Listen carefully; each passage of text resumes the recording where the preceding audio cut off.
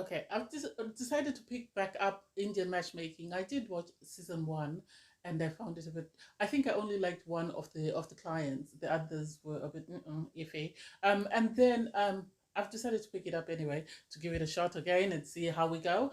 I love Sima. I like her sense of humor. I like how sarcastic she can be, and I like the shade she throws at her clients when they make unrealistic demands on the qualities or whatever they expect from their few prospective partner. Um, anyway, hey there. Thanks for stopping by. In this episode, I'll be reviewing Indian Matchmaking Season 3, Episode 1. It's your girl Valerie. If you're new to my channel, please leave a like and a comment and don't forget to subscribe. Okay, so we start off with Priya. Priya is divorced.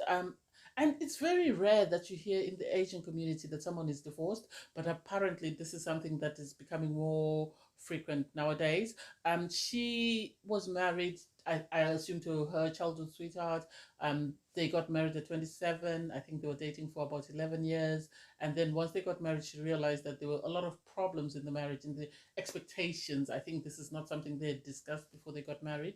And she was sort of talking about the fact that, in like English cultures, some people will live with a partner before they get married, whereas in Asian culture, it's something that's frowned upon.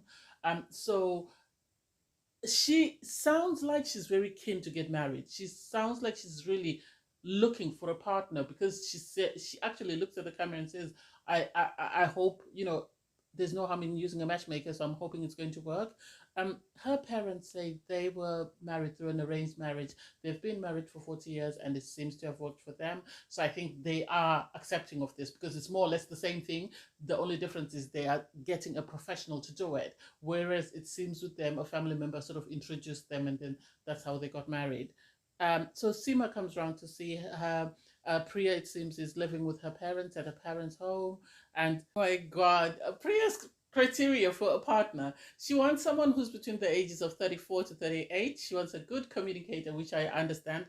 Someone who's got a growth mindset, someone who's a liberal thinker, a realistic, optimistic, someone who lives in London. She wants someone who admits to making a mistake. She wants someone who's got a cute smile. She wants someone whose youthful appearance, someone who's tall and tan, who's got a full head of hair and a good person. And it's just like, please, please. I think this is why a lot of people are single because some of the expectations are unrealistic. Okay, I understand the age range, saying she wants a specific age just because she is sort of within that age. I think she's 35. So that makes sense for her to say she wants someone between 34 and 38. But for her to say good communicator is good, growth mindset is good, liberal thinker, realistic, resides in London.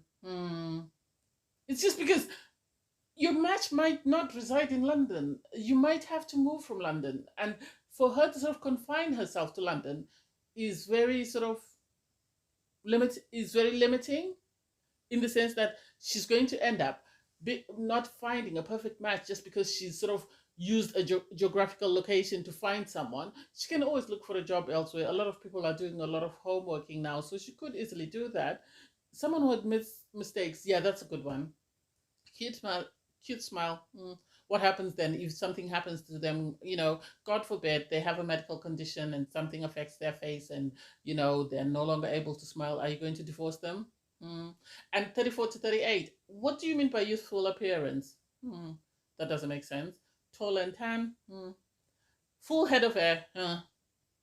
I think on. I think looking at her list, the things that sort of make sense to me are the age. A good communicator is important. A growth mindset is important. Someone who's realistic is important. Someone who admits mistakes is important. And someone who's just a good person is important. Everything else on her list doesn't matter. I have to give it to Priya for telling her that you have to be realistic and you have to be willing to compromise. Just because someone has got a good head of hair doesn't make them a good person. And hair will fall out. What will happen when their hair falls out? Will you divorce them then? Just because their hair's fallen out? I don't know. I don't know. It didn't make sense to me. I think because her parents and Sima tag teamed her, she ended up saying, okay, she was open to whatever Sima had to offer and she'd try it out and see if it worked. If it didn't work, then that's fine. If it did work, then that's also fine. Viral and Asha, I think they're from last season. I didn't watch last season. I'm so sorry, but they seem to be a perfect match. Viral seems to really like Asha. Apparently, she says she really likes him, but she's trying to sort of downplay her feelings, and she's happy with the match that Sima matched her with, which is good.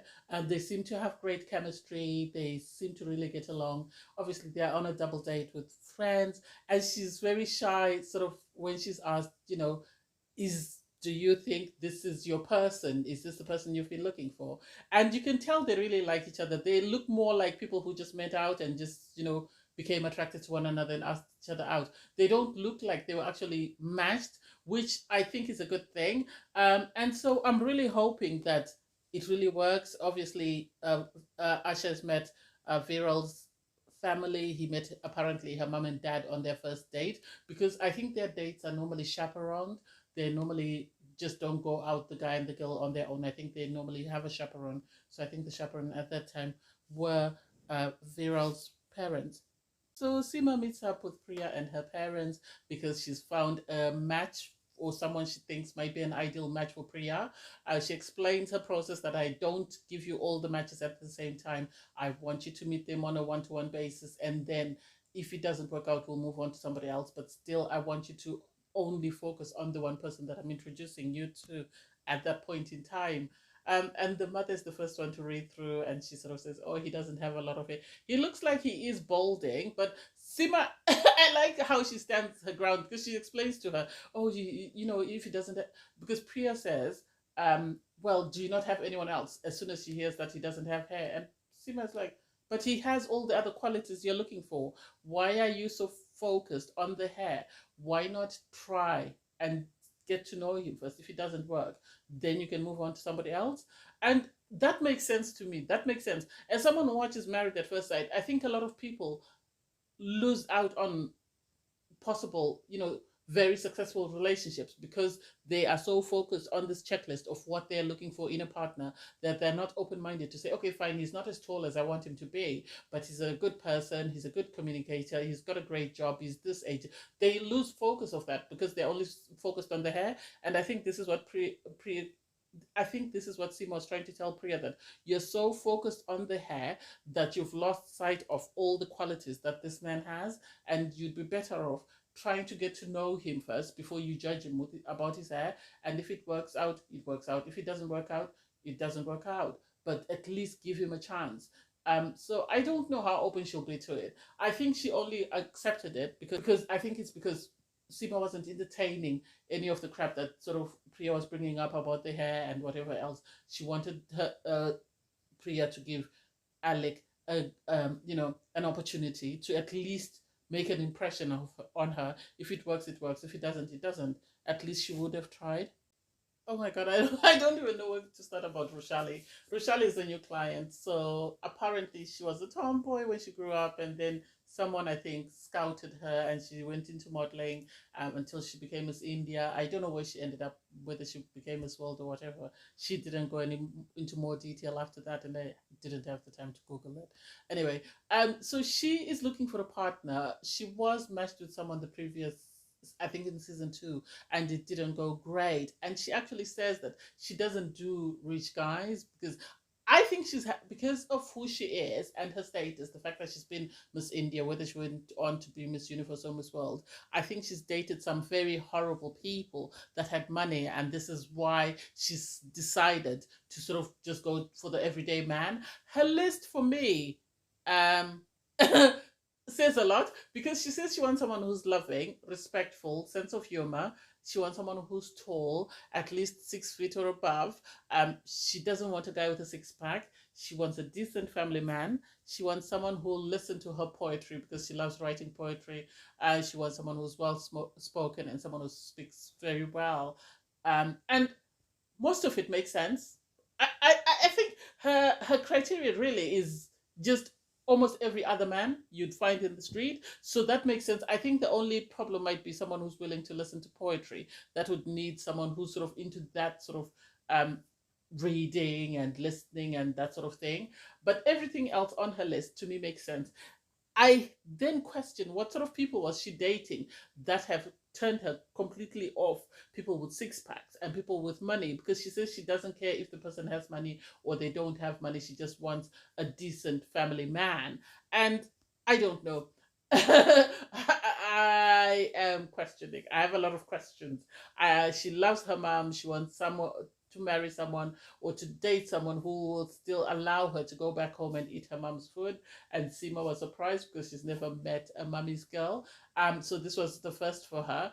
I think she's a stunning girl. I think with a criteria like this, the opportunities are endless. I don't know though whether it's going to be feasible for a long term relationship given the baggage that she's coming with. She must have some sort of baggage, because why is her list like this? And why is she definitely not looking to date someone with a six pack, not looking to date someone who's got money? What did those people do to her? Is my question. Oh my god. Oh my god. I think I found my favorite. I think I found my favorite this season. Bobby. I love Bobby. I love Bobby. Bobby's a teacher. He's the best teacher.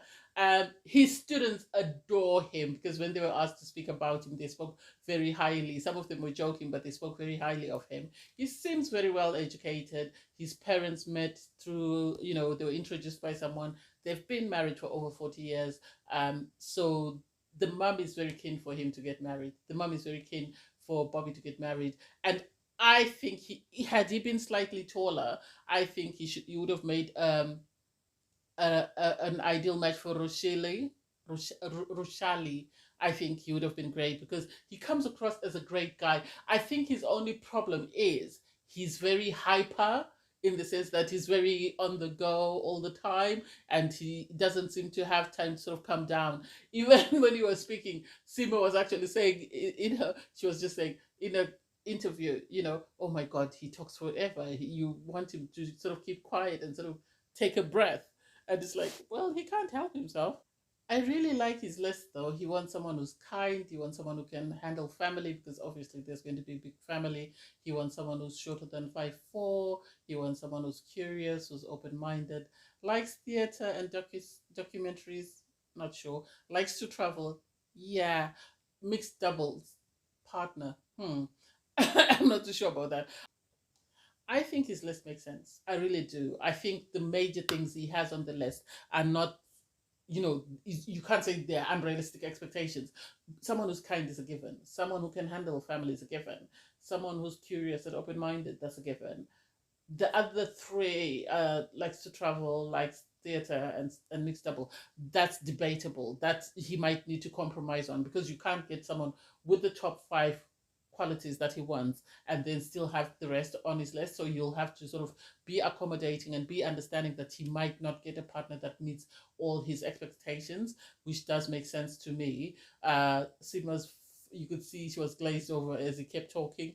I think she was about to check out, because he's very hyper, as I said before. He comes across as very hyper, but I think he's a very lovable person, and I could see her matching him with Priya. The only thing though is, I think with Priya they might make an actually good match, in the sense that he could balance Priya out, because Priya is very chilled and very laid back, and he's very hyper. So they might sort of bring each other down to a level whereby they might understand each other. So I really hope that's what she's hoping for. I like the fact that his mom said she wants him matched as soon as possible. I think his mom has him married and already living with someone. We'll see how that goes. And then Viral and Asha, they have another date. They seem to really have clicked, and really, I wouldn't be surprised if they get married, because Asha then invites Viral to go with him back home to India to meet his family, which I assume already means that he's planning on most likely proposing to her. But hey, we'll see how that goes. Anyway, thanks guys for watching. Please don't forget to like, share, comment, and subscribe. Bye everyone.